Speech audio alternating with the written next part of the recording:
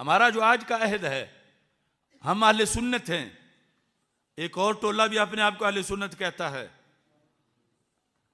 تو آپ دیکھو، اہل سنت سے مراد جو قرآن اور حدیث کو تھامے ہوئے ہیں، اس طرح جس طرح رسول اللہ صلی اللہ علیہ وسلم کے صحابہ نے تھاما تھا. آپ نے فرمایا تھا ما انا علیہ واصحابی، جس پر آج میں اور میرے صحابہ ہیں، یہ اہل سنت ہے. تو اہل حدیث سے مراد قرآن و حدیث والا. اہل سنت اس کا مطلب بھی یہی ہے کہ محمد رسول اللہ صلی اللہ علیہ وسلم کی سنت کو پکڑنے والا اور سنت پہ عمل کرنے والا، اس کو اہل سنت کہتے ہیں. یہ دونوں مترادف لفظ ہیں. اب اہل حدیث اور اہل سنت ہے کون؟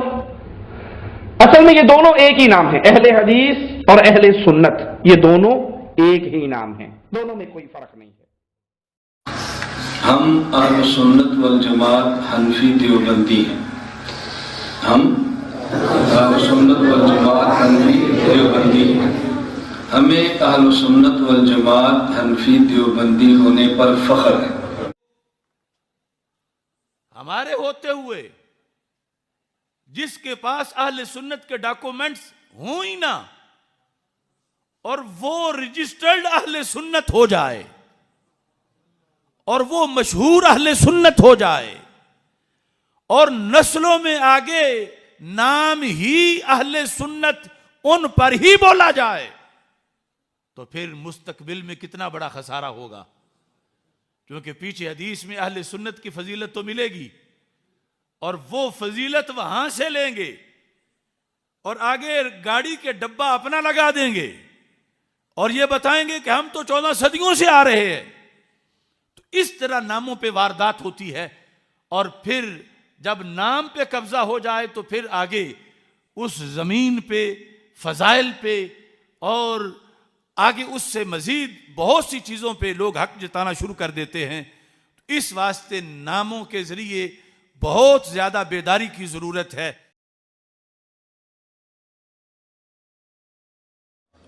اہل سنت و جماعت جو ہمارا عقیدہ ہے، اس کے لحاظ سے اس چیز کو ذہن میں رکھیے. اہل سنت ایک شجرہ طیبہ ہے. ہر درخت کا بیج بھی ہوتا ہے، تنا بھی ہوتا ہے، اس کی شاخیں بھی ہوتی ہے، اس کا پھل بھی ہوتا ہے. آج جو لوگ اپنے آپ کو اہل سنت کہلوانا چاہتے ہیں، ہم پوچھتے ہیں چیک کراؤ تمہارا بیج کہاں سے آیا، تمہارا پھول کیسے بنا، تجھ پہ پھل کون سا پکا. ہمارا اہل سنت کا مکی مدنی بیج ہے. پھل کیسا ہے؟ میں ان کیکروں کو دعوت دیتا ہوں، دکھاؤ اپنے درخت پہ کہیں داتا صاحب جیسا کوئی پھل پکا ہو، کہیں بابا فرید جیسا کوئی پھل پکا ہو، کہیں حضرت سلطان باہو جیسا کوئی پھل پکا ہو.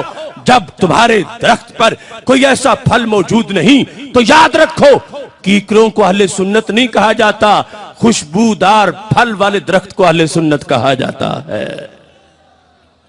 اس لیے اہل سنت و جماعت وہ مقدس عقیدہ ہے، وہ روشن سلسلہ ہے جس کی ایک جانب دربار رسالت سے ملی ہوئی ہے اور دوسری جانب حضرت امام احمد رضا بریلوی سے ملی ہوئی ہے. ہر دور میں، ہر صدی کے اندر ہم اپنے امام گنوا سکتے ہیں. ہر دور میں ہمارے امام مؤذن موجود تھے. میں پوچھتا ہوں بتاؤ تو صحیح، جب رائے راجو کے سر پہ داتا صاحب نے جوتے مارے تھے، تمہارا اس وقت مؤذن کون تھا؟ اس وقت تمہارا توحید کا اذان دینے والا کون تھا؟ جس وقت مجدد الفسانی ٹکرائے تھے اکبر کی نام نہاد روشن خیالی سے، تمہارا اس وقت مؤذن کون تھا؟ اس واسطے میں تو برملا کہتا ہوں، کس نے کفر کے تالے توڑے، کس نے دل چمکائے تھے، کس نے گھر میں سورج پالے، کس نے چاند اگائے تھے، کس نے رات کو تارے بانٹے، کس نے گل برسائے تھے، تخم مدینہ بو کے کس نے ہند کے باغ جگائے تھے، جس نے ہند کے باغ جگائے یاد رہے وہ سنی تھا، جس نے غاصب مار بھگائے یاد رہے وہ سنی تھا، جس نے علم کے دیپ جلائے یاد رہے وہ سنی تھا، جس نے کفر کے عشق کے جام پلائے، جس نے عشق کے جام پلائے یاد رہے وہ سنی تھا، جس نے کفر کے تالے توڑے یاد رہے وہ سنی تھا، جس نے رب سے رشتے جوڑے یاد رہے وہ سنی تھا۔ آج خوارج اپنے آپ کو سنی قرار دے رہے ہیں۔ صرف ایک حوالہ پیش کر رہا ہوں، الکامل کے اندر ابن الاسیر جزری نے اس کو سند سے روایت کیا، جلد نمبر 3 ہے۔ حضرت شہید کربلا سیدنا امام حسین رضی اللہ تعالیٰ عنہ کربلا میں کھڑے ہو کر اہل سنت کی تعریف کر رہے تھے۔ سنی کون ہوتا ہے؟ آج جن کے سینے بغض حسین سے بھرے ہوئے ہیں، وہ اپنے آپ کو اہل سنت کہلوانے لگے۔ حضرت امام حسین رضی اللہ تعالی عنہ کھڑے تھے کربلا کے میدان میں، پوچھا اولم یبلغکم قول مستفید، اے لوگو کیا وہ تمہیں مشہور حدیث نہیں پہنچی؟ پوچھا گیا کون سی حدیث؟ کہ قال رسول اللہ صلی اللہ علیہ وسلم لی والی اخی، میرے لیے اور میرے بھائی حسن رضی اللہ تعالیٰ عنہ کے لیے سرکار نے ایک جملہ بولا تھا، اے کوفہ والو کیا تمہیں وہ حدیث یاد نہیں ہے؟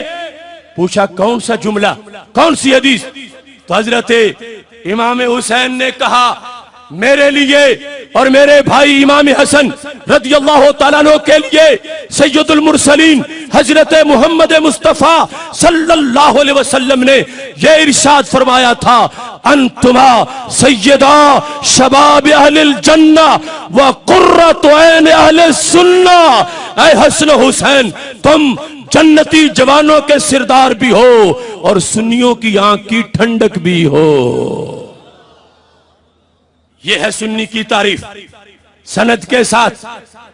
جس کا دل بغض اہل بیت سے بھرا ہو وہ سنی نہیں ہو سکتا۔